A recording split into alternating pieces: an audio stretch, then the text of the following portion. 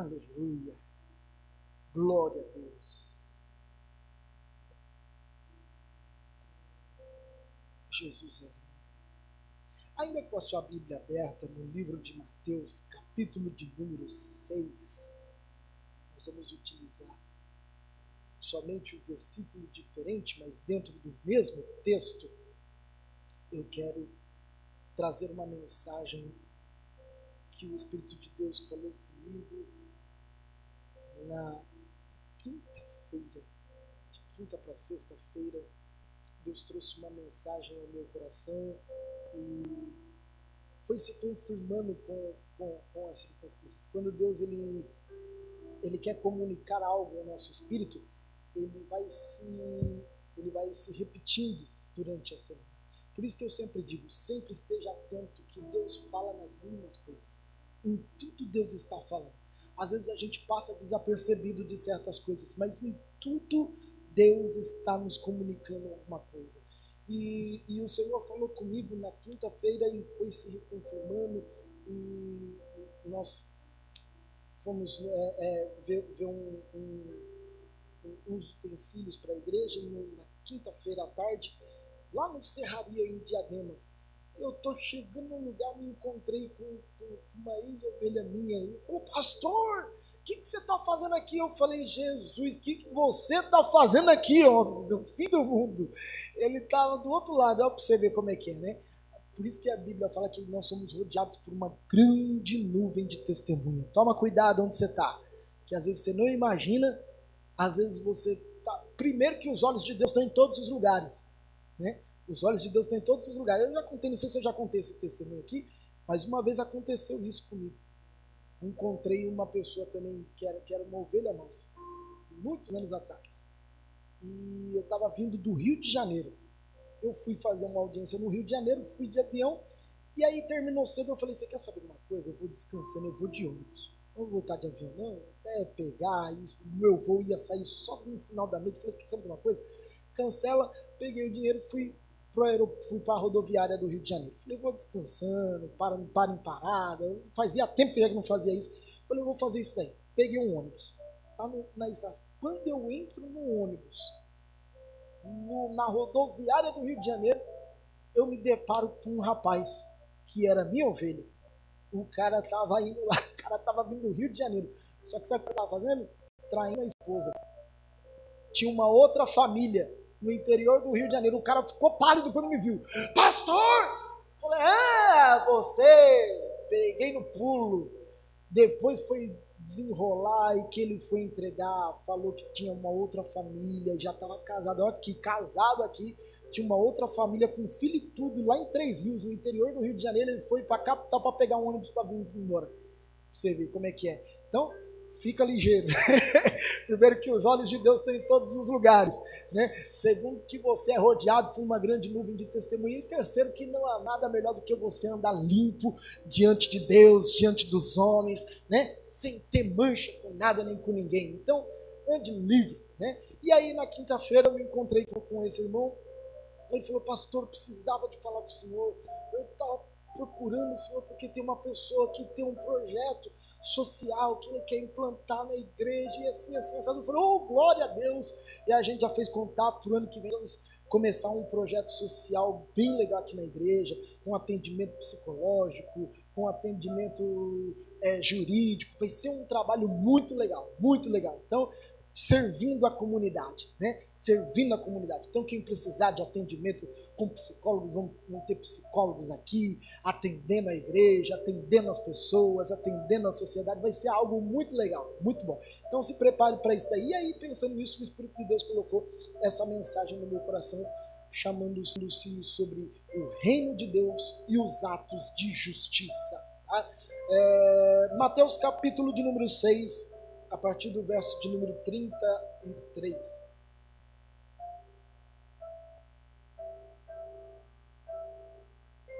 Mateus, capítulo de número 6, verso de número 33. Mas buscai primeiro o reino de Deus e a sua justiça, e todas essas coisas vos serão acrescentadas. Buscai primeiro o reino de Deus e a sua justiça, e todas essas coisas vos serão acrescentadas. Feche seus olhos, peça para que o Espírito de Deus fale ao seu coração, para que Ele ministre nesse tempo que nos resta a sua graça, a sua palavra, que você saia desse lugar alimentado, alicerçado, consolidado pela verdade de Deus. Espírito de Deus, fale conosco nessa noite. Tenha liberdade, Espírito Santo, para falar conosco com relação ao teu reino, com relação aos atos de justiça da nossa alma. Ó Deus, nós precisamos, ó Senhor, sermos uma igreja relevantes, ó Deus, sermos, ó Senhor, relevantes, ó Senhor, no nosso trabalho, no nosso dia a dia, com a nossa vida. Nós queremos, ó Deus, viver intensamente para Ti, Jesus, totalmente para a Tua glória. Fale conosco, manifeste, Senhor, a Tua plenitude, que a Tua palavra caia como uma semente na nossa mente, no nosso coração, e possa gerar um entendimento daquilo que o Senhor tem para nós. Nós Te adoramos em nome de Jesus.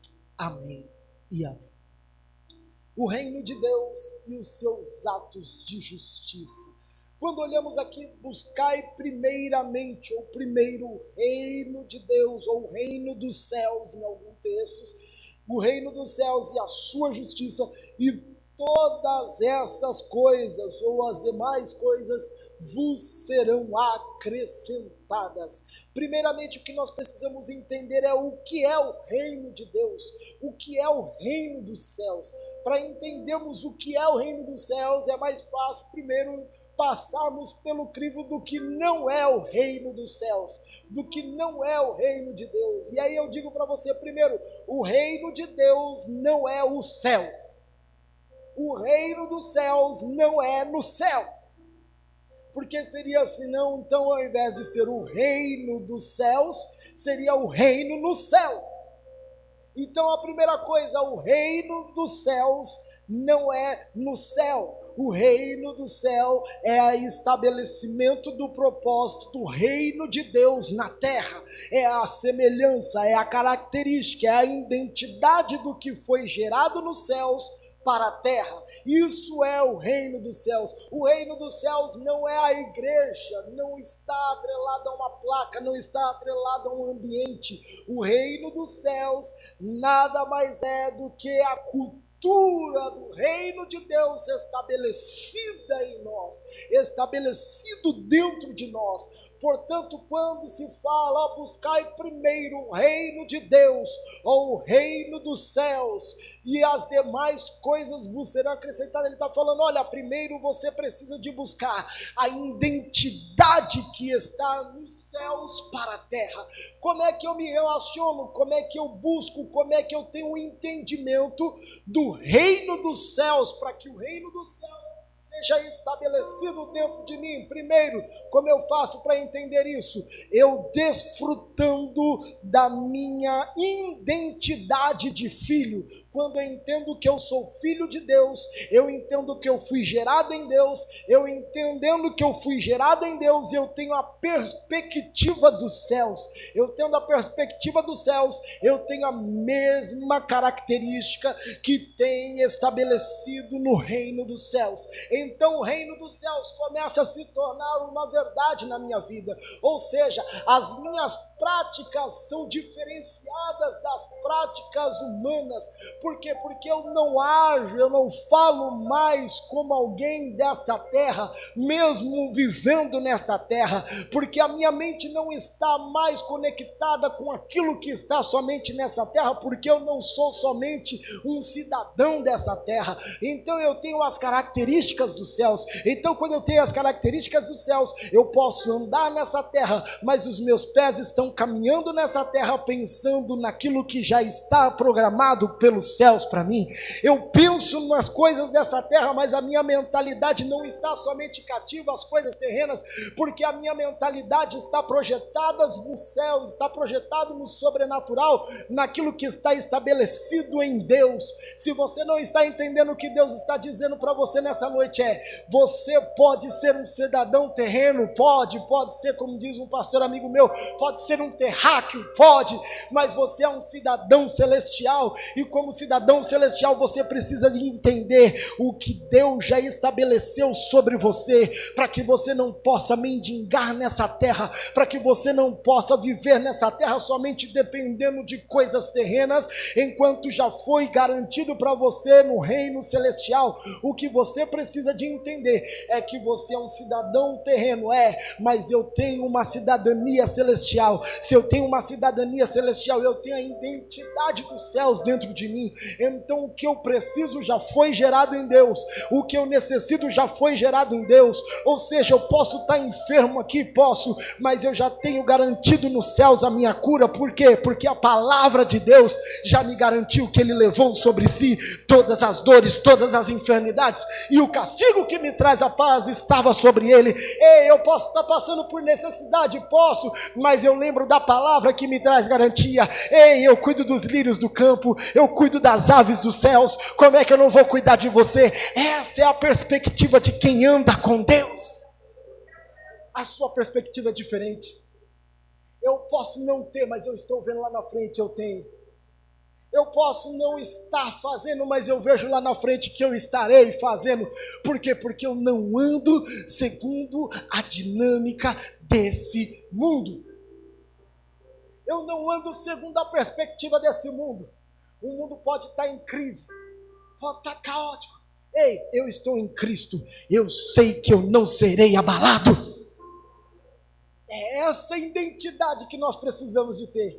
Quando falamos sobre o reino de Deus, e aí vocês vão ver alguns textos falando sobre reino de Deus, outros falando sobre reino dos céus, é somente uma perspectiva diferente com relação ao público que se falava. Quando se falava para um judeu, você vai identificar para o judeu sempre sendo dito reino dos céus, porque eles tinham essa perspectiva, principalmente os semitas, com relação à escrita de falar sobre Deus. Até você vai ver alguns judeus, quando se escreve a palavra Deus, para não falar a palavra Deus, isso ligando aos 10 mandamentos, ao mandamento, dizendo, olha, não falarás o nome de Deus em vão. Eles escrevem Deus sem o E, ou até sem completar, ou até alguns não citam, né, a palavra do nome de Deus, mas é o mesmo contexto.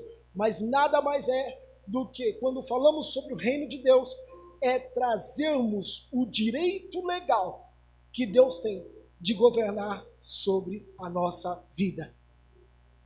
Quando falamos sobre o reino de Deus, venha o teu reino, seja feita a tua vontade. Quando ele fala sobre isso, ele fala, olha, Senhor, estabeleça o seu direito legal de ter o governo total da minha vida. Estabeleça o governo total das minhas emoções. Senhor, estabeleça o governo total, porque às vezes eu me desequilibro, eu quero comandar a minha vida.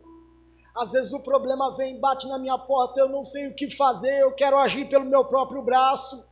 Às vezes me irritam, me tiram do sério, eu quero ir para a minha própria força. Às vezes me provocam, eu me descontrolo, eu não sei o que fazer, e aí o Senhor fala, vem o teu reino. Quando você chama o reino de Deus, você diz, Senhor, toma o governo da minha vida. A partir de agora, controle as minhas emoções, controle o meu casamento, controle minha casa, controle minhas finanças, controle os meus filhos, controle a minha mente, controle o meu coração, controle o meu trabalho. Ou seja, quando nós temos o controle de Deus, nós temos a influência do DNA do céu sobre nós. O reino de Deus está em vós. Lucas 17, 21 fala sobre isso. Olha onde que está o reino dos céus. Onde que está o reino dos céus? O reino dos céus não está no céu. O reino do céu é a identidade do céu na terra, porque o reino dos céus está em vós. O reino dos céus está dentro de vós. Você é o reflexo. Por isso que quando as pessoas querem conhecer o céu, elas vão olhar para você. Porque o apóstolo Paulo já nos dizia que nós somos as cartas vivas escritas pela própria mão de Deus. Você é a resposta que Deus fez. Por isso que quando as pessoas sempre olham, eu não sei se você já teve essa experiência, das pessoas olharem para você e falar, mas você tem alguma coisa diferente.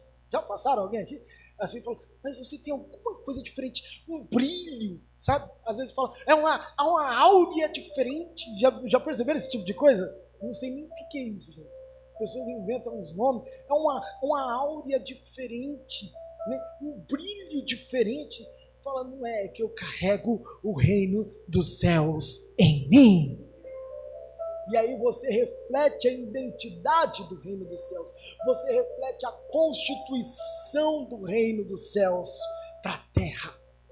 Quem é selado pela cultura dos céus só compartilha daquilo que ele tem desfrutado dos céus. É impossível quem foi imergido em Deus falar de outra coisa a não ser do próprio Deus, a não ser das coisas dos céus. É impossível você se tornar um cidadão do céu. Você quer ver isso daí? É a melhor coisa. Viaja para qualquer outro estado e você vai começar a fazer comparativos do seu estado para o outro estado. É muito legal. Vai para qualquer outro estado. A gente gosta de ir para o Nordeste. Vira e mexe, a gente vai para o Nordeste. Chega no Nordeste, para a gente é muito diferente. Já contei que o café da manhã deles é uma loucura, gente. Dona Valdemir, nordestina, do pé rachado. Sabe como é que é? Dona Valdemir é uma loucura. Você chega nos hotéis, o café da manhã deles é carne moída com mungunzá. Eu não sabia, eu fui descobrir que era mungunzá. Depois é canjica para nós aqui. Mungunzá com carne moída, com como é que é o nome daquele negócio amarelo? Pão de milho lá, cuscuz, um ovo, com mandioca, que é macaxeira, tudo misturado. Eu falo, gente, é almoço e é café da manhã. A gente está acostumado com pãozinho, com manteiga, né? Toma um pãozinho com manteiga, com leite, né? Aqui de vez em quando, às vezes toma um suquinho quando tem um suco de vez em quando, né? Mas a gente não tem esse costume como se eles tinham antigamente, como eles têm lá, né? E aí você começa a fazer esse comparativo e aí você fala, nossa, não é que é estranho, é que é a cultura que eles têm, né? É a cultura que eles têm. A mesma coisa é quando nós somos enraizados com a cultura do céu. Quando nós temos a cultura de Deus, a cultura dos céus em nós, aonde nós somos, nós tornamos um ambiente estranho. Você vai falar, nossa, essa pessoa está agindo dessa maneira. Ué, mas não é a identidade dos céus. Não é o que os céus ditam. Não é a prática de uma cultura do reino dos céus. Agora, de nada adianta eu estar envolvido no reino de Deus e não ser impulsionado por uma prática de justiça, dos atos de justiça. Buscai o reino de Deus e a sua justiça. Quais são os atos de justiça? Os atos de justiça é a expressão visível do reino de Deus se movendo sobre nós. Por quê? Porque não existe evangelho sem prática. Evangelho sem prática é inexistente. Quando eu falo sobre os atos de justiça, eu falo sobre a visibilidade, sobre aquilo que se torna palpável através do reino de Deus. Ou seja, eu carrego a identidade de cristão, mas se a minha prática não corrobora com a minha vida, com a minha identidade de cristão, então eu não exerço os atos de justiça. Eu não posso dizer que eu carrego o reino dos céus, porque eu só carrego o reino dos céus a partir do momento que eu expresso. Se eu carrego e eu falo a respeito dele, eu expresso com ações através daquilo que eu comungo, através da minha cultura do reino dos céus. Por quê? Porque é impossível dizer que eu estou envolvido no reino de Deus e não amar o meu irmão. É impossível eu dizer que eu vivo no reino de Deus e eu ver o órfão, a viúva, o necessitado, o carente passando por dificuldade e eu não estender as mãos. É impossível eu falar que eu amo, que eu vivo o reino dos céus, mas quando eu viro as costas, eu sou o primeiro a meter o pau na vida do meu irmão, a falar na vida da minha irmã, a falar do governo, a falar de qualquer circunstância, de qualquer pessoa, de qualquer situação. Eu estou indo completamente contrário à via do que é estabelecido no reino dos céus. Quando eu falo a respeito de que eu carrego o reino de Deus, que eu carrego o reino dos céus dentro de mim, os atos de justiça, eles precisam ser visíveis, eles precisam ser palpáveis. É a prática daquilo que recebemos no reino de Deus. A questão é, como é que temos respondido o reino de Deus com relação aos atos de justiça? Quais têm sido as atitudes que nós temos demonstrado por meio dos nossos atos de justiça? A responsabilidade de atrair o reino de Deus para a terra é nosso. A responsabilidade de influenciarmos a nossa sociedade por meio das nossas ações é nossa. A responsabilidade de sermos relevantes por onde quer que andemos ou o que façamos é nossa.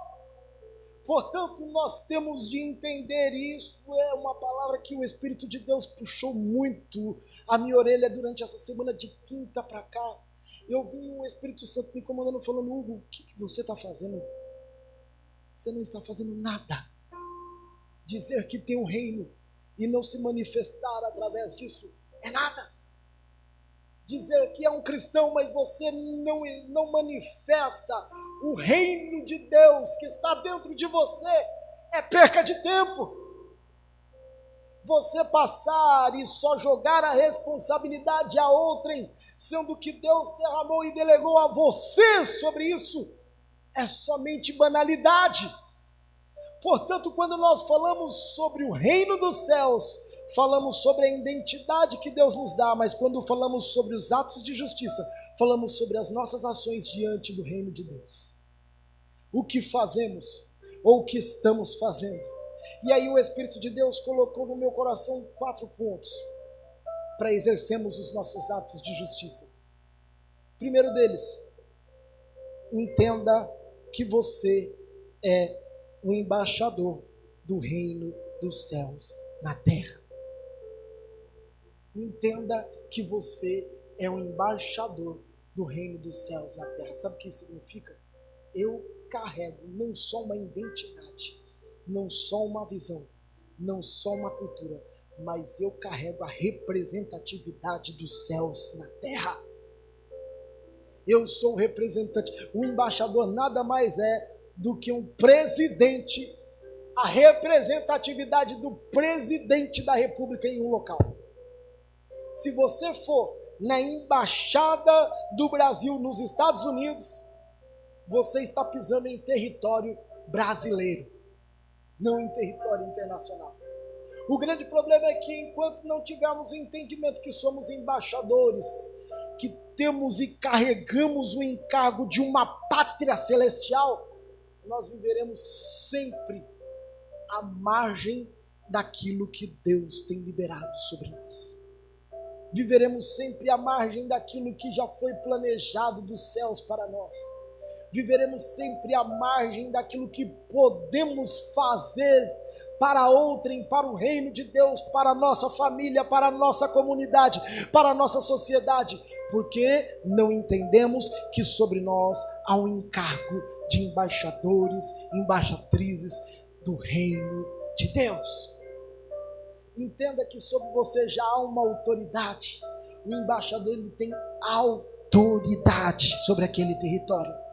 O embaixador tem a palavra presidencial, o selo sobre aquele ambiente. Você está entendendo o que Deus está derramando sobre você? Dizendo para você: olha, o problema não é com relação ao reino de Deus, porque já está dentro de você. Você já entendeu que você é cidadão. Agora entenda que eu derramei sobre você a autoridade dos céus. O que você precisa é exercer a autoridade sobre o ambiente onde você está. Exerça a sua autoridade espiritual dentro da sua casa. Exerça a autoridade espiritual dentro do seu trabalho. Exerça a sua autoridade espiritual dentro da sua faculdade. Exerça a sua autoridade espiritual dentro das suas emoções. exerça a sua autoridade espiritual dentro do seu bairro, exerça a tua autoridade espiritual dentro da igreja, exerça a tua autoridade espiritual que já foi dada pelo reino dos céus. Quando você começar a declarar, quando você começar a pôr em prática, quando você começar a exercer, vão começar a ver, opa, ali há uma autoridade específica, ali há uma palavra específica, ali há alguém que não veio somente para perder tempo, veio alguém que tem aquilo que já foi dado pelos céus. Quando nós falamos sobre a autoridade dos céus, nós temos a chancela do Espírito. É como Elias, quando ele começou a orar, ele falou, olha, durante 3 anos e meio, não vai cair um pingo d'água aqui. Ele precisava te falar, Deus, é o seguinte, não manda água durante 3 anos e meio, e 3 anos e meio não vai cair um pingo d'água. Não, ele usou a palavra de autoridade. Falou, ó, aqui eu sou autoridade, eu tenho o reino dos céus, eu estou falando e a minha palavra é lei. Porque ele tinha entendimento de que ele era embaixador do reino dos céus. Quando você tem entendimento, você declara no reino espiritual e as coisas começam a acontecer. Quando você tem entendimento que você é um embaixador do reino dos céus, você começa a declarar sobre a sua casa, sobre a sua família, sobre a sua não, que não é a sua enfermidade, a enfermidade do inferno, que você já foi curado, restaurado, que os seus filhos pertencem ao Senhor, que a sua casa pertence ao Senhor, que as suas finanças pertencem ao Senhor, porque você já tem a chancela e o selo do Espírito Santo.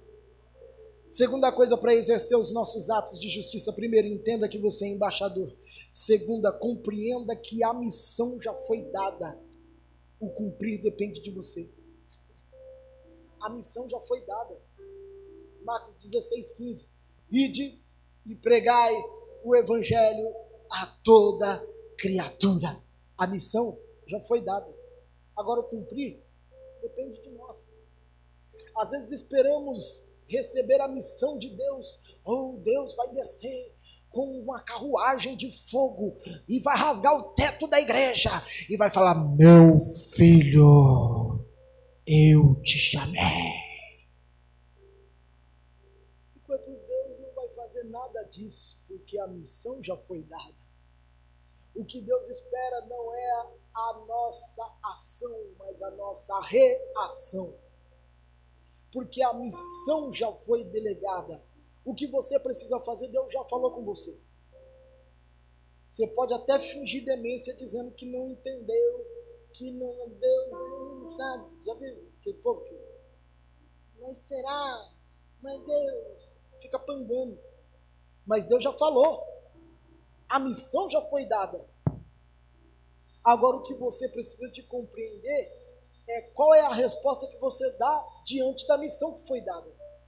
Porque a questão não é a ação, é a reação que tomamos diante de Deus. A questão não é a missão, é quais são os meios que nós fazemos para poder tomarmos as atitudes para correspondermos ao chamado de Deus sobre nós. Porque poderia muito bem, eu já falei aqui, que Isaías poderia muito bem dizer: ah, Senhor, agora que o Senhor já me tocou, já me purificou, agora que eu já fui tocado pelo Senhor, que eu estou cheio do fogo, que eu estou no manto, agora está tranquilo, pode tocar a sua vida. Deus, ele foi de forma muito indiscreta e disse assim: olha, a quem enviarei eu? Deus poderia falar muito bem assim, o seu sem vergonha do Isaías: se levanta e vai fazer. Por quê? Porque Deus tinha dado uma missão, agora a reação dependia dele, não de Deus. Precisamos de ter uma reação diante da missão que nos foi proposta. Deus já te delegou uma missão. Deus já te falou por N vezes qual é a missão. Agora a ação você precisa de tomar. A atitude você precisa de tomar. Corresponder ao propósito de Deus não depende de mim, não depende de Deus nem dos anjos, mas de você. Querer basta somente. A pastora falou isso daqui, nós tínhamos um pastor que falava muito disso, né? Que você, quando quer, dá um jeito, quando não quer, você dá uma desculpa. E olha que nós somos experts nisso, em darmos desculpa, porque queremos sempre postergar a nossa missão. Já tivemos o entendimento, mas não queremos colocar em prática. por conta do medo, por conta dos erros. Tudo fala mais alto do que Deus. O medo paralisa você de crescer. O medo te atrasa. Eu estou preparando uma mensagem que Deus me deu no dia do meu aniversário. Ser valente. Logo, logo vai sair essa mensagem. Está no olho. Ser valente. E parte dessa mensagem fala sobre isso. O medo trava você. O medo atrasa você do propósito de Deus. O medo te faz você retroagir. O medo te faz ver o gigante, mas não te faz ver a promessa. Davi tinha a promessa sobre matar Golias. Falou, se você arrancar a cabeça do Golias, matar o Golias, não tem problema. Você vai ganhar aí pro resto da sua vida, seus familiares, sua geração toda, não vai pagar um centavo. É um dos questionamentos até que os próprios discípulos, os fariseus na época tinham com relação a Jesus. Por que Jesus não pagava imposto? Porque ele era da geração de Davi. E toda a sua geração não pagava imposto. Pela isenção que recebeu por conta e receberia ainda a mão da filha de Saul. Por quê? Porque o medo trava você de receber as bênçãos, não só do tempo de hoje, mas as que vão postergar para a sua geração. Então, quando nós entendemos e compreendemos que a nossa missão foi dada e que o cumprir depende de nós, nós nos levantamos em autoridade e ousadia diante de Deus. Terceiro ponto, para exercermos os atos de justiça. Para praticar os atos de justiça, eu não posso pensar primeiro em mim, mas sempre no próximo. Eita, é difícil, hein? Para você agir nos atos de justiça, primeiro, entenda que você é um embaixador. Segundo deles, compreenda que você tem uma missão e que você precisa ter uma reação. E terceiro, você não pode pensar em você só. Você tem que pensar nos outros. Porque senão, sabe o que vai acontecer? Haverá um probleminha chamado egoísmo que pode travar o propósito de Deus sobre você.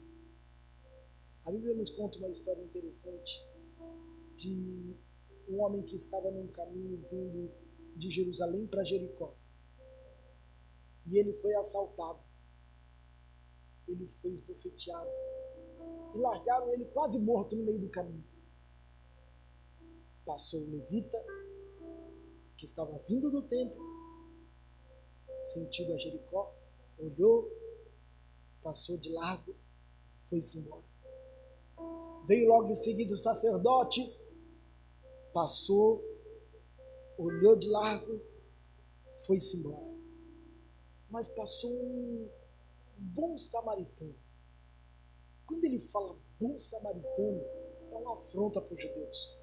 Porque os judeus não se davam com os samaritanos. Eles tinham essa pirraça em razão da mistura entre os seus descendentes. Mas ele fala que passou naquele momento um bom samaritano. Ele olhou, viu aquele homem, pegou aquele homem, levou até a hospedaria, tratou daquele homem, pagou as custas daquele homem e falou, se ele tiver qualquer outro encargo posteriormente, pode deixar, ponha na minha conta que eu pago. Sabe o que é que fala? Sobre empatia. Nós só podemos falar sobre o reino de Deus quando formos empáticos uns com os outros. Eu sentar com o Tiago e falar, Tiago, eu sinto a sua dor. Eu entendo o que você está passando. Vamos chorar junto. É para rir, vamos rir junto. É para nos ajudar, vamos ajudar junto. É para levantar, vamos nos levantar junto. Sabe o que é isso? É entendimento de que o reino dos céus está movendo dentro de mim.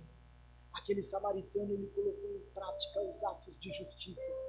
Ele falou assim, olha, para mim pouco importa se esse homem é judeu, se esse homem é japonês, se esse homem é brasileiro. Quem é esse homem? Ele está ferido, ele está machucado, ele está precisando de ajuda. Quando falamos sobre os atos de justiça, nós sempre olharemos o próximo primeiro do que a nós mesmos. compartilharemos sempre com o outro, antes até mesmo de chegar a nós. Porque quando buscamos primeiro o reino dos céus, as outras coisas nos são acrescentadas. Como a palavra de Deus é sensacional. Quando buscamos o reino dos céus, as demais coisas nos são acrescentadas. Eu posso não ter recursos, mas um copo de café às vezes pode alimentar alguém. Eu tenho um copo de café. Às vezes você tem um pacote de bolacha. Uma bolacha pode sustentar alguém. Não precisa de você dar um pacote inteiro, mas uma bolacha alimenta. Sabe o que nós pensamos? Nós sempre pensamos no maior. A pessoa te pede às vezes um alimento, você pensa, eu não tenho dinheiro para comprar uma Marmitex, mas você tem um pacote de bolacha, esse pacote de bolacha pode resolver. Entenda no reino espiritual o que Deus está nos trazendo com relação a isso. Que os atos de justiça podem corresponder nas mínimas coisas. Nas mínimas coisas. E às vezes um alimento, às vezes é uma palavra, às vezes é um cuidado. Eu falei na escola esses dias, da moça que deu testemunho, né? Que o que precisava era alguém que chorasse junto com ela. Chorar é o seu tempo. Aprenda com o seu choro. Alguém que seja empático, que entenda os seus sentimentos. O que nós precisamos é que o reino dos céus seja compartilhado, não com crentes robotizados, que venham nos cultos de domingo, de quarta-feira, que saiam daqui rodopiando, arrotando fogo para tudo quanto é lugar, dizendo, Deus me fez, Deus, e não é um crente melhor na sua casa, não se torna relevante na sua família, não se torna especial dentro do seu trabalho, não se torna relevante no meio dos seus familiares, uma pessoa vazia do reino dos céus. Por último, para exercer os atos de justiça, Deus te dará uma unção criativa para você fazer o que ninguém nunca fez e alcançar o que ninguém nunca alcançou. Eu vou profetizar essa palavra nessa noite. Levante as suas mãos e receba profeticamente. Deus dará a você uma unção criativa para fazer o que ninguém nunca fez e alcançar o que ninguém nunca alcançou. Aleluia!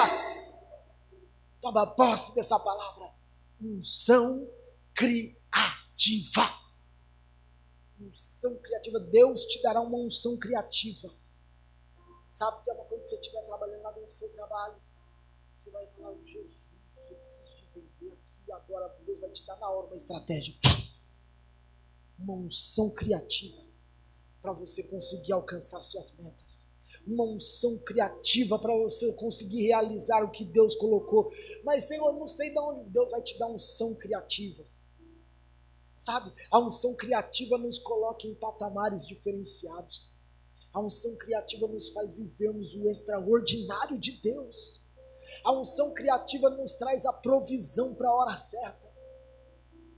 Nos traz a provisão quando você menos imagina. Você fala, o que eu vou fazer, Jesus? Na hora o Espírito Santo, meu filho, segue por esse caminho. Vou te dar essa luz. Vou agir nesse meio. Vou fazer dessa maneira. Deus nos dará uma unção criativa para manifestarmos o seu reino sobre a terra. Deus nos dará uma unção criativa para como que nós vamos fazer para evangelizar, como vamos fazer para ganhar almas, como vamos fazer para cuidar do órfão, para cuidar da necessitada, para cuidar da viúva, para poder dar o sustento ao reino dos céus, para poder alimentar a nossa geração, para poder ser a resposta sobre essa cidade para a nossa nação. Como faremos? Deus nos dará uma unção criativa. Unção criativa para você conseguir tocar os seus negócios. Unção criativa para você conseguir dizer, Senhor, da onde eu vou arrumar dinheiro, Jesus? Eu preciso de dinheiro para pagar minhas contas, eu preciso de dinheiro para casar, eu preciso de dinheiro para poder comprar, né? Todo mundo, você precisa de dinheiro para comprar uma bicicleta, para comprar um ovo, Jesus, eu preciso de direção. Deus vai te dar unção criativa para isso. Aleluia! para que você possa desfrutar do melhor dos céus. Se coloque de pé em nome de Jesus. Guarde essa palavra. Reino de Deus